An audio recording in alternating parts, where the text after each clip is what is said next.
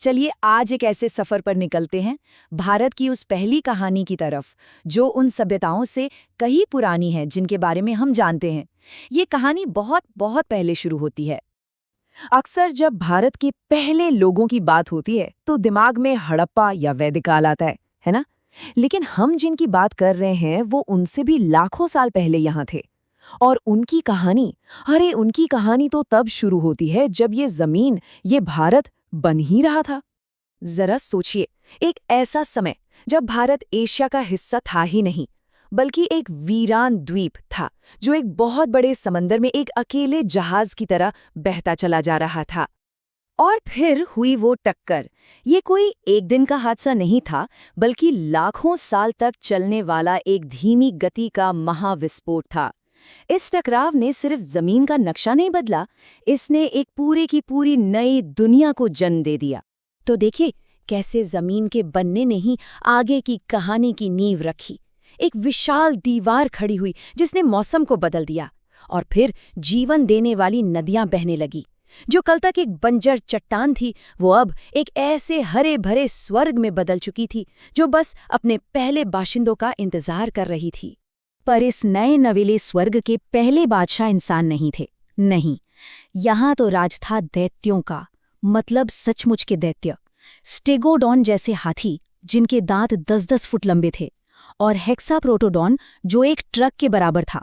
और फिर इन दैत्यों के बीच लगभग 15 लाख साल पहले अफ्रीका से एक लंबा सफर तय करके एक नया प्राणी यहाँ पहुंचा। ये कोई जानवर नहीं था, ये थे होमो इरेक्टस, हमारे दूर के पुरखे। तो ये होमो इरेक्टस हमसे कितने अलग थे? बहुत ज्यादा। सोचिए, उनका दिमाग हमारे जितना तेज नहीं था, पर शरीर वो किसी एथलीट जैसा था। उनकी पूरी जिंदगी एक ही चीज पर टिकी थी, ब्रूट फोर्स, यानी पाश्विक बल। और उनका सबसे बड़ा हथियार बस एक ही था, पत्थर की बनी एक भारी भरकम हाथ कुल्हाड़ी। और इसी एक औजार और अपनी ताकत के दम पर उन्होंने यहाँ 10 लाख साल से भी ज्यादा वक्त तक राज किया। वो इस जमीन के बेताज बादशाह थे। लेकिन उन्हें बिल्कुल भी अंदाजा नहीं था कि कहीं दूर एक तबाही का टाइम बॉम्ब टिक टिक कर रहा था, जो बहुत जल्द उन्हें हमेशा के लिए मिटाने वाला था। ये तबाही भारत में नहीं थी, ये हजारों मील दूर आज के इंडोनेशिया में सुलग रही थी। धरती के नीचे एक दानव जाग रहा था। और फिर वो फटा। टोबा सुपर वोल्केनो का विस्फोट ये धरती के इतिहास के सबसे बड़े धमाकों में से एक था। पर इसका असली खतरा आग और लावा नहीं था, नहीं, इसका असली खतरा था वो जहरीली राख जो हवा के साथ दुनिया भर में फैलने वाली थी। सोचिए क्या हुआ होगा। आसमान पूरी तरह काला पड़ गया, सूरज गायब हो गया, और फिर शुरू हुई राख की बारिश। एक सफेद जानलेवा चादर जिसने जमीन को ढक लिया, नदियों को जहरीला बना दिया और पेड़ पौधों का नामो निशान मिटा दिया। तो फिर ये होमो इरेक्टस खत्म क्यों हो गए? विडंबना देखिए, जिन चीजों ने उन्हें लाखों साल तक जिंदा रखा, उन्हीं ने उन्हें मार डाला। उनका बड़ा ताकतवर शरीर जिसे अब खाना नहीं मिल रहा था, उनकी पुरानी हाथ कुल्हाड़ी जो अब किसी काम की नहीं थी, और सबसे बड़ी बात, उनमें भविष्य के लिए सोचने की, प्लानिंग करने की क्षमता ही नहीं थी।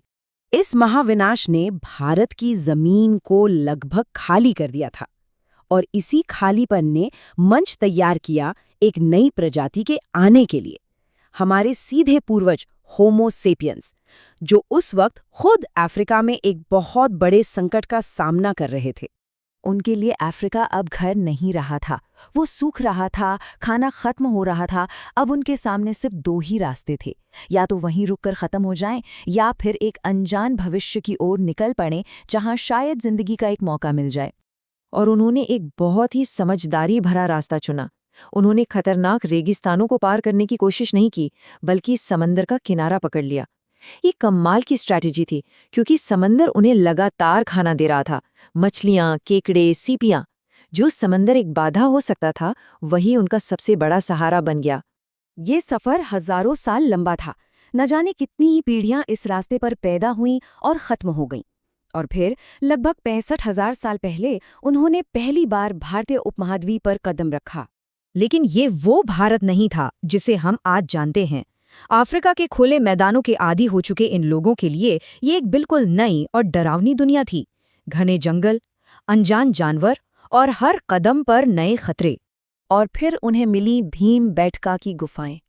ये सिर्फ सिर छुपाने की जगह नहीं थी, ये इंसानियत का पहला किला था। यहाँ वो जंगली जानवरों से, तूफान से, ठंड से, हर चीज से महफूज थे।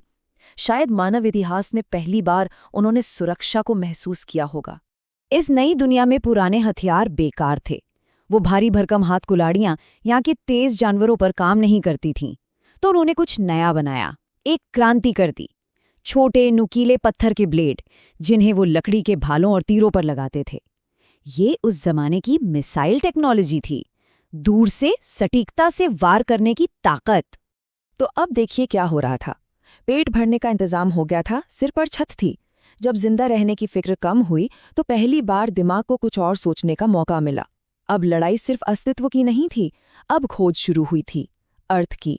और यहीं से वो चीजें शुरू होती हैं जो हमें वाकई में इंसान बनाती हैं। पहला, मिल बांटकर खाना, ये भरोसे की अर्थव्यवस्था थी। दूसरा, कला। भीमबेटका की दीवारों पर बनी वो तस्वीरें, वो सिर्फ चित्र नहीं थे, वो कहानियां थीं, प्रार्थनाएं थीं। और तीसरा, रीति रिवाज, अपने लोगों को दफनाना, ये मानना कि मौत के बाद भी कुछ है। यहीं से आध्यात्म की शुरुआत हुई। अब वो सिर्फ पेट भरने वाले जानवर नहीं थे, वो सोचने लगे थे, कहानियां गढ़ने लगे थे और शायद सपने भी देखने लगे थे। और जब पेट भरने की चिंता खत्म हुई तो एक नया और शायद सबसे बड़ा सवाल सामने आया। आखिर इंसान होने का मतलब क्या है? बस अगले निवाले के लिए लड़ने से लेकर इस ब्रह्मांड में अपनी जगह को समझने तक का ये जो सफर है ना, यही हमारी असली कहानी है। और इस कहानी की शुरुआत यहीं हुई थी, इसी जमीन पर।